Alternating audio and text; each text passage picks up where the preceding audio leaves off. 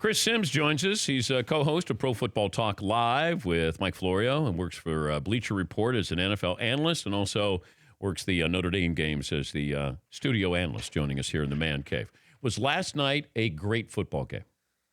It was a really exciting football game. I don't know if I'm going to say it's a great football game. It lived up to the billing. Okay, I'll go there. It was a great football game. It's not my favorite personal taste in a football game. I am not a fan of Big 12 football. Like, that's not what I want to see. I don't know. But you grew up in Big 12 football. I know, but it wasn't like that back in that day. Maybe it was just starting, but we had a fullback and Cedric Benson at running back and professional offensive linemen and professional defensive linemen, more along the SEC mold, I think, than what the Big 12 is now. But this is what everybody wants in football in the NFL. They want fantasy points and exciting games back and forth. To me, it doesn't make the game as pressure packed. The coaches don't have to manage the game as strictly and worry about, man, if I mismanage this situation, we're going to lose in this tight of football game. It's more like, oh, they scored. It's all right. Well, I'll draw up a play real quick and we'll go down and score again. Okay. So that to me is where it loses some of the, just the tightness, the gut wrenching part of football that I enjoy. If you were going to pick one of these two teams, best chance to go to the Super Bowl? The Rams. Even though I know the Saints are there, and that's a tough question there. I still think the Rams, I would put them right in the class with the Saints as the best team in the sport still. It's, okay, yeah, they lost at home in New Orleans. The game was 35-14. Remember, they faked a field goal. Then they came down and missed the field goal. Then Jared Goff threw an interception. 3 drives in a row. They were down 35-14, and you blink an eye, and they were back 35-all. So I still look at the Rams as like, okay, Saints are 1A, Rams are 1B. And, they got playmakers on both sides of the ball, not just the offense. If I said you could have Goff or Mahomes? I would take Mahomes. Goff has surpassed my expectations. He's underrated as a guy who was the number 1 overall pick. As strange as that sounds. I agree because, right? Yeah, you're exactly right. The first year was underwhelming, and I know that wasn't because of him. It was Jeff Fisher and that offense, and it was pitiful. Last year, I would have said he was more of a creation of the McVay offense. Gurley was the leading receiver. It was screen passes. Yeah. It was wide open receivers. But what we've seen in every big game this year is some, what I know you and I have talked about this before.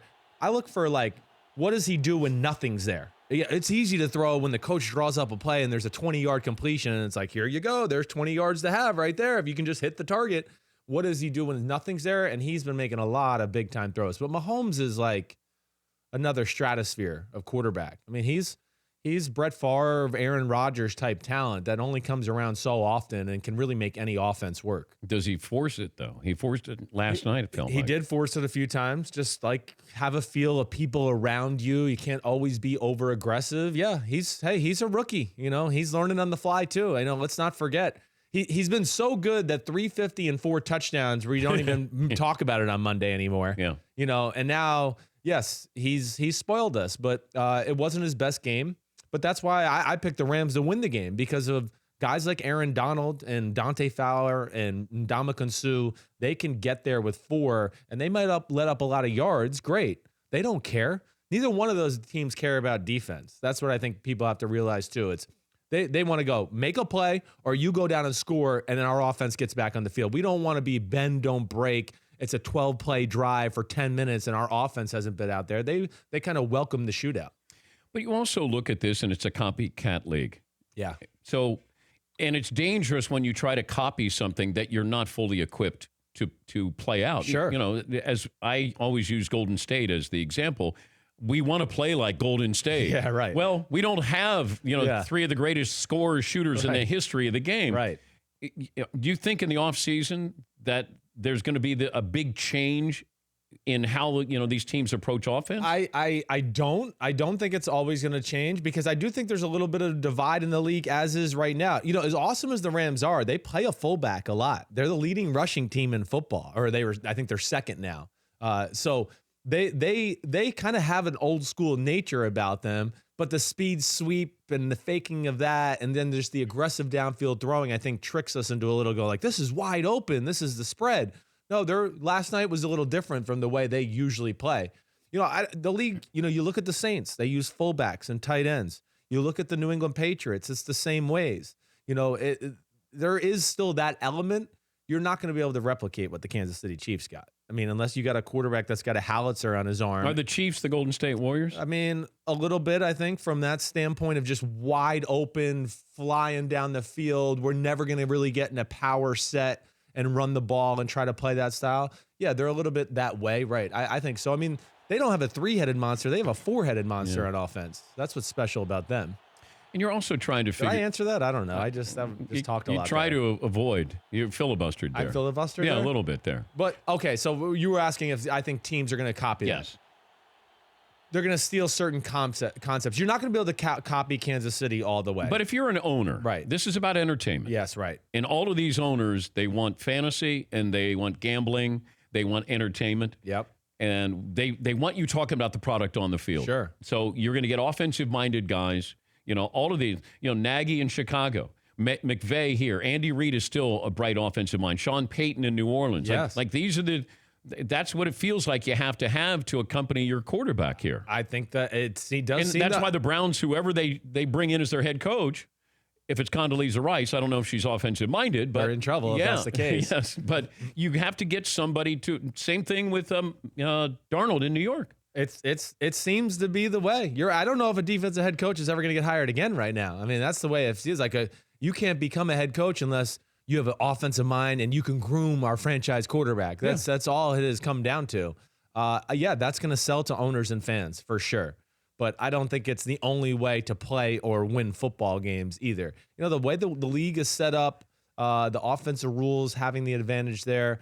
We're going to continue to see more points than ever before. I mean, it's an offensive explosion. So, yeah, I do think most of the league's going to go that way. But I think guys like Bill Belichick and Sean Payton and even Sean McVay and let's say Kyle Shanahan, who are offensive geniuses that you're talking about, they still realize fullback, tight end, power run game is still the best way to create a lot of the big offensive explosive pass plays. The play action pass is really where you can get a lot of separation and buy time for, the Robert Woods or the Brandon Cooks or whoever it may be to work downfield for aggressive plays. But you look back on Seattle's Legion of Boom. How would the Legion of Boom do in today's NFL, even though it's only a couple of years ago? Yeah, it would struggle. But the Legion of Boom now, it's played out. It's like my day of the Tampa 2 defense, where I went to Tampa Bay and all these coordinators went everywhere in the NFL, and all of a sudden there was 8 coaches that ran Tampa 2, and everybody got to play against it every week. And all of a sudden you look at your Rolodex and you go, man, we got 70 plays to beat Tampa 2. And that's what's happened to the Seattle scheme. The Seattle scheme was a before its time, and it was really there to stop the Peyton Manning Denver bubble screens and all the short passes. Let's put 8 people at the line of scrimmage and start to take away the cheap completions and not let people throw the ball aggressively down the field. I don't think it would fare well right now, but that was a talented bunch. I think the defenses you're going to see more successful now are more like the Denver Broncos 2015 team, where you just go, I don't know what they're going to play on a weekly basis. They got a good front four. They got a few corners that can really man up. And then Wade Phillips or whatever defensive coordinator comes in with a specific game plan during the week to go, we're going to shut this down or do these coverages in this situation to change up and not let the quarterback be so comfortable. Okay, but who came up with it? I always look back to Mike Leach. Yeah. It feels like there were coaches before him, but it just felt like in the last 5 to 7 years, colleges doing this spread and what he did at Texas Tech, what he's doing at Washington State, and then you have these NFL coaches who visit these campuses. Sure. They learn from colleges is far ahead of the NFL. Yeah, I mean, it's not as far as ahead, but the NFL is always going to steal things from college. I mean, there's no question about it, especially when they draft a quarterback and they go, wow, you did this in college. Let me figure out how your coach this, and we'll add it into our offense as a certain element.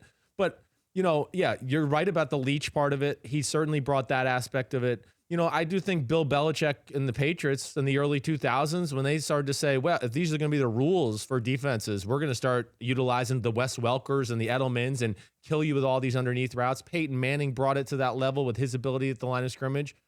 And then Chip Kelly.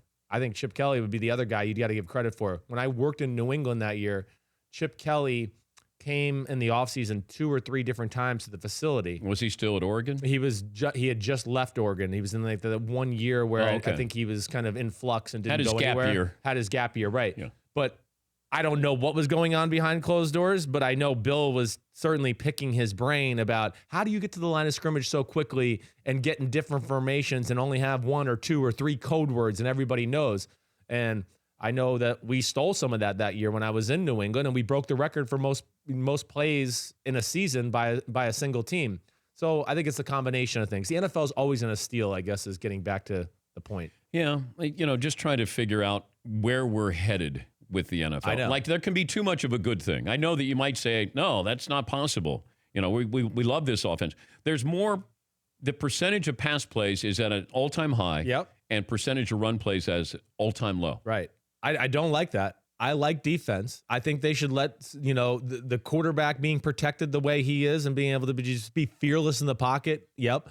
I mean, the quarterback being able to throw it down the middle. Back in the old days, okay, if you threw the ball down the middle of the field and your receiver got his head knocked off, quarterbacks used to feel bad. Like, oh, damn, I can't do that anymore. Now they're just like, get the paddy wagon out. We're going to throw another one in. Or you get a 15-yard penalty for hitting a defensive receiver. So the league has changed, but I do still think there's the running teams there. I do. I'm not going to say we're going to go spread yet. I mean, like we talked about, the Rams, the way they can run the ball. I got teams in front of me, so I'm just looking. The Saints, the Steelers, there's still teams that run the ball. We've talked about the Patriots, who they use the fullback about as much as anybody in the sport right now. So, yes, there's a lot of spread, but I think the smart coaches are still going to go, college football players don't know how to defend against pulling guards, power run game. Unless you're in the SEC or the Big Ten, the other conferences are seeing spread and they're going, oh my gosh, there's a fullback coming at me and a pulling guard. I've never seen this before.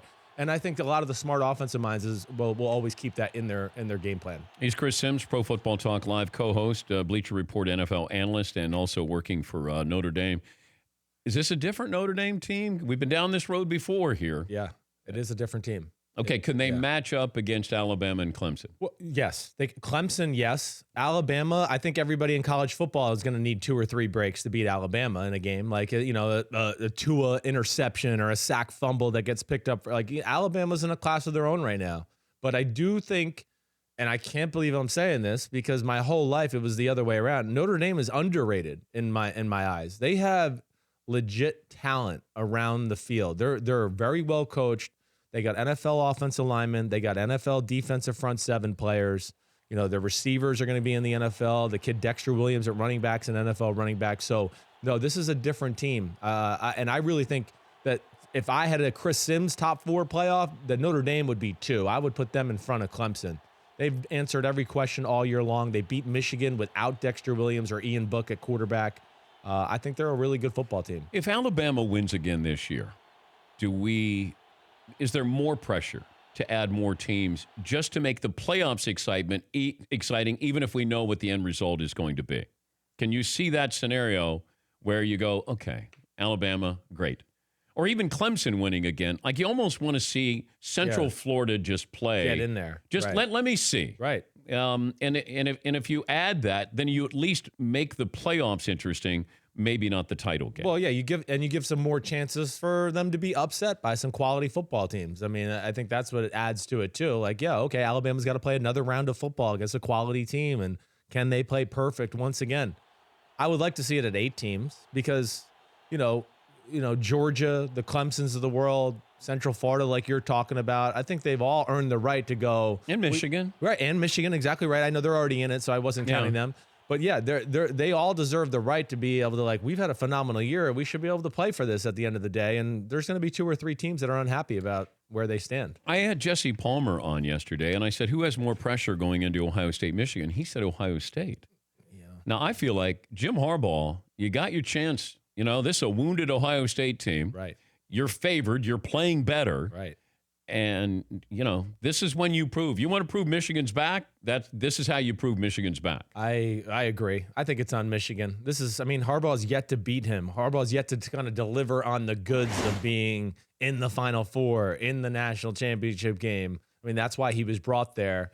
And, this is Ohio State team that I don't think any of us thought was like a legit national contender this year, or at least a team that could win it all. They're struggling. They had the early season thing with Urban Meyer and the off the field stuff with the coaches. So, yeah, I do think the pressure's on the Michigan Wolverines. He looks miserable on the sidelines, but I don't know if he's been looking miserable on the sidelines. The cameras haven't caught him looking miserable on the sidelines. You're talking about who? Urban Meyer. Urban? Yeah, he does look a little frustrated, like he wants to pull his hair out more. But they just can't get any off. They're very reliant on the big play. I mean, they can't run the ball. It's just Dwayne Haskins. He's either got to sit back there and throw a missile down the field, or they got to give a reverse to one of, the Paris Campbell kid, 21, or somebody like that. I just think it's a little bit inconsistent from them this year. And their defense, they're so used to, first round corners. And we saw last week, they can't do some of the things they want to do on that side of the ball when another team has speed at receiver. They don't have the guys to match up this year. I want to let you tell people the power that you had when you were recruited by Texas, because you demanded that they be a Nike school. I did not demand anything, but I was definitely wanted them to be, right. So you decided not to go to Tennessee because Tennessee's Adidas, right? they were Adidas. Okay, yes. so that wasn't the reason, but yeah, you're right. There was a few reasons that went into that. Okay, so you say to Mac Brown, right, I'll go to Texas if you're a Nike school, because they were a Reebok school. They were a Reebok school. Mac had come from North Carolina, where he was recruiting me before, where they were a Nike school. I didn't say I'll come to school. How important was but being a Nike school? I mean, I'm not going to say it made my decision 100%, but it was certainly a cool, it was going to sway me if there was an in-between. They changed shoes your freshman year. At the end of my freshman year, Mac at as he was recruiting me, I've always been a Nike guy. Always been a Nike guy, Christopher. Get it? We're going to switch. I'm going to go back to Nike. So your sophomore year will be a Nike. And I that was all I needed to hear. And I said, okay, Texas is pretty cool. I could deal with Reebok for a year, and then I'll go Nike. If Philip Fulmer had said we're going to go Nike, it wouldn't have mattered. Oh, wouldn't have. No. What really killed me with the Tennessee thing. I just forced the issue. Thank you. Okay. No, what hurt the Tennessee issue more than anything is David Cutcliffe leaving. David Cutcliffe was the guy that recruited me. He went to Ole Miss right as I was making the decision, and I just was never comfortable after that, because he was really the guy I had the relationship. He coached Peyton Manning. I was like, oh my gosh, this is amazing. If he had stayed, I would have gone there 100%. Yeah. So Tennessee, Texas, who was third?